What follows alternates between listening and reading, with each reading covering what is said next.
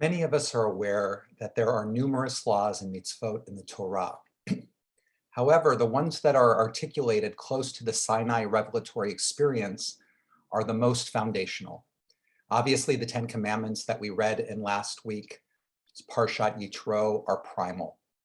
And then the laws articulated in this week's portion, Mishpatim, form the next layer of essential teachings that are the source material for much of the social and economic subjects that are articulated in the ethical tractates of the Talmud. Included in Parshat Mishpatim is the well-known statement, "You shall not oppress a stranger, a ger, for you know the feelings of the stranger, having yourselves been strangers in the land of Egypt." By ger, the Torah means one who is an alien in the place where he lives. That is, one who is not a member of the ruling tribe or family, who is not a citizen, and who is therefore vulnerable to social and economic exploitation. One of the Torah's central projects is to turn memory into empathy and moral responsibility. Appealing to our experience of defenselessness in Egypt, the Torah seeks to transform us into people who see those who are vulnerable and exposed rather than looking past them. The Torah appeals to our memory to intensify our ethical obligations. Having tasted the suffering and degradation to which vulnerability can lead, we are bidden not to oppress the stranger.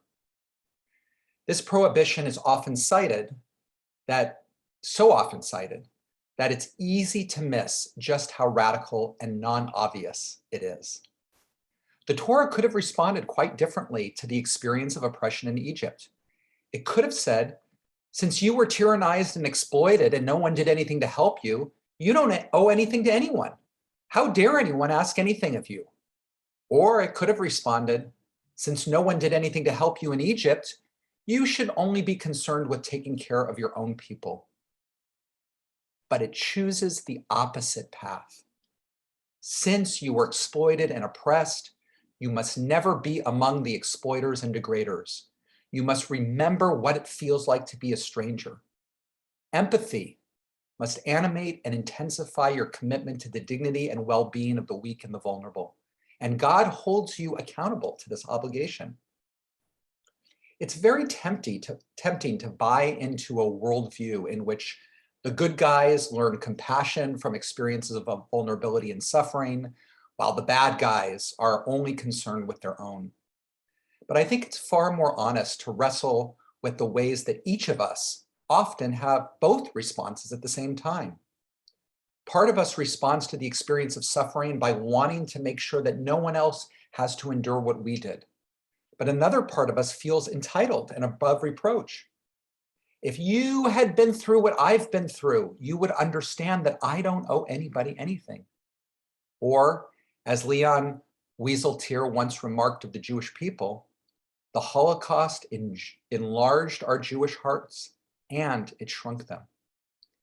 The Torah challenges us to nurture and cultivate the compassionate response and to make sure that the ragging, combative one never becomes the animating principle of our lives.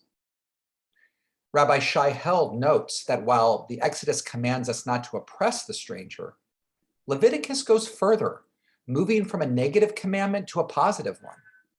In chapter 19, we find, when a stranger resides with you in your land, you shall not wrong him.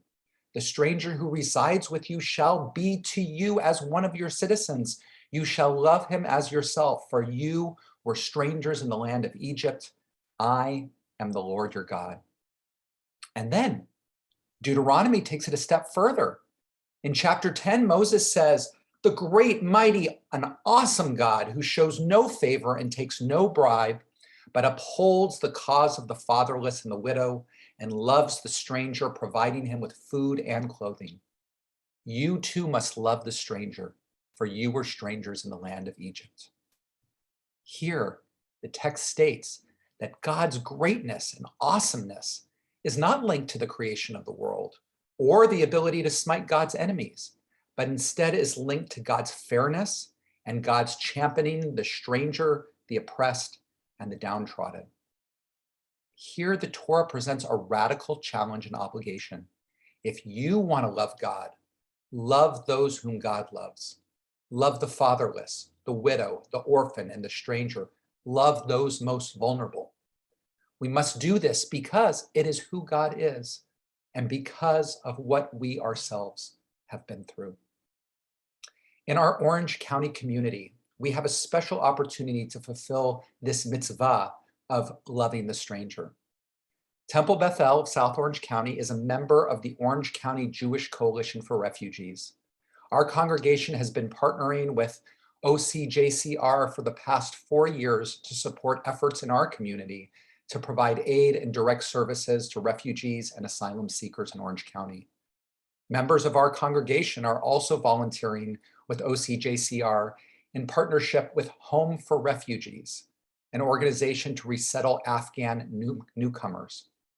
Volunteers are working as part of community sponsorship teams that adopt an Afghan family and work with each family for a year to help our new Afghan neighbors adjust to life in the US by actively resettling them. The essential work these volunteers are doing supplement the small amount of support that refugees receive from resettlement agencies. The critical role that these volunteers play make all the difference in assisting new Afghan families find jobs, gain access to medical insurance, learn English, furnish their apartments, and much more. And we are extremely grateful and proud of the work that our members are doing to live the value of welcoming the stranger and helping them attain self-sufficiency, which is really the highest form of tzedakah, according to Maimonides. So to learn more about this work, please speak with our Temple member, Howard Schwid, or with Jackie Mentor of the Orange County Jewish Coalition of Refugees. I've also included some links on the Temple email that you received of concrete ways that you can help out. And these are just part of the countless opportunities we have to live Torah in our lives in ways that benefit others. On February 25th, we will have a Shabbat service where we will connect our Jewish experience as refugees to others who are in our midst. We hope that you'll join us. Wishing everybody a Shabbat Shalom.